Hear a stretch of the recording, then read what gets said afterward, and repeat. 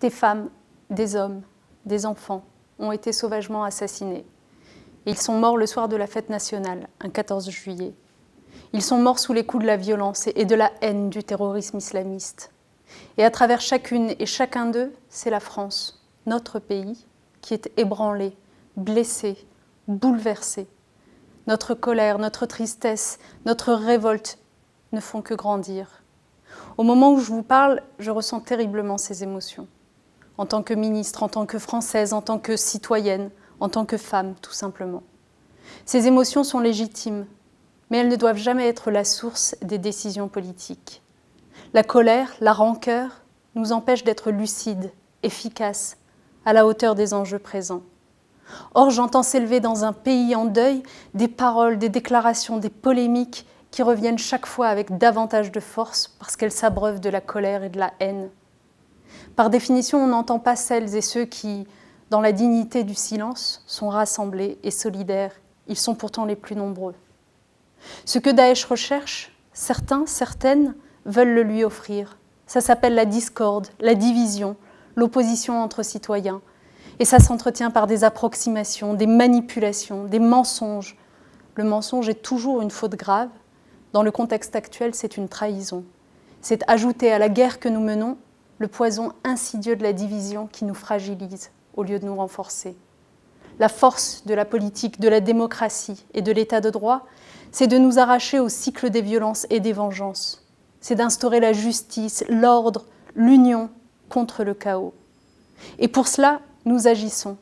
Le président de la République, le Premier ministre, les ministres de l'Intérieur et de la Défense l'ont rappelé, et je veux le redire. Il y a les mots, et puis il y a les actes. Nous avons recréé 9000 emplois de policiers et de gendarmes, dont près de 2000 pour le renseignement intérieur. Nous avons créé un corps de garde-frontières et de garde-côtes européens.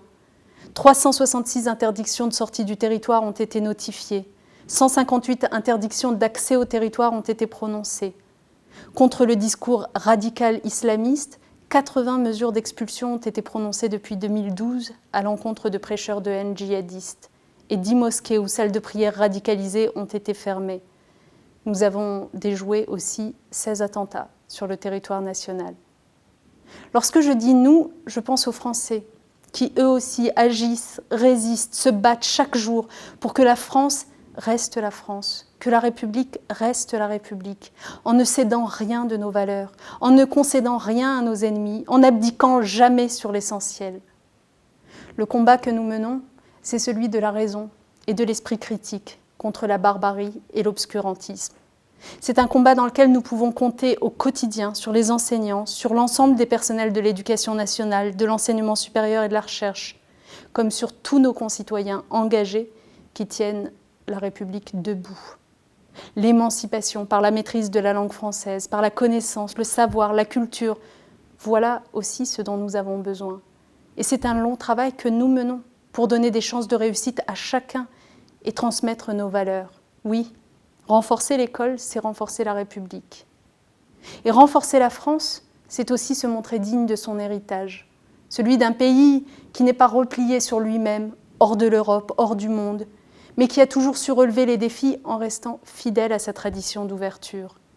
Celle-ci, loin d'être une faiblesse, a toujours été une force. Et croyez-moi, je parle en connaissance de cause. Oui, je suis une enfant de l'immigration, je suis une enfant du regroupement familial, mais non, je ne suis pas une Française de papier. Ministre de la République, qui m'exprime aujourd'hui depuis le bureau de Jean Zay, je suis une Française, à l'égal de toutes et de tous, et je ne suis pas une exception. Et c'est précisément pour cette raison que je refuse de laisser mon pays vaciller quand le danger est si grand. Nous avons besoin de fermeté, nous avons aussi besoin de fraternité. Devant un ennemi, se désunir, c'est assurer sa victoire et garantir notre défaite. Alors ne nous trompons ni de colère, ni de combat. L'histoire nous a légué cette leçon forte. Dans l'épreuve, il y a les partisans de la démission, ceux qui cèdent à la tentation de l'abandon de nos valeurs, ceux qui renoncent à ce génie français capable par la laïcité de rassembler des individus différents dans une destinée commune. Et puis il y a ceux qui s'engagent concrètement pour une République forte, unie, solidaire, ceux qui préfèrent réunir plutôt que diviser, ceux qui transmettent à nos enfants notre appartenance commune à la nation française. Eh bien, face aux tenants de la démission, Faisons le choix de la mobilisation républicaine pour l'unité et la fraternité.